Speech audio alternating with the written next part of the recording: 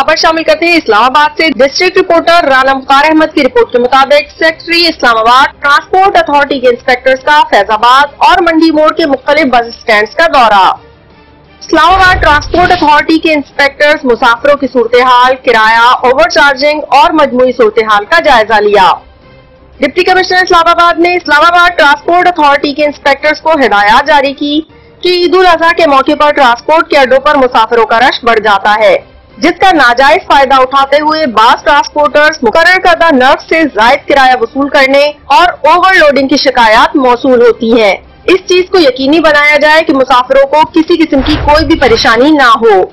इसके साथ साथ डिप्टी कमिश्नर इस्लामाबाद ने इस्लामाबाद ट्रांसपोर्ट अथॉरिटी के इंस्पेक्टर्स को हिदायत जारी की कि रोजाना की बुनियाद पर बस अड्डों की सूरत हाल का जायजा लिया जाए।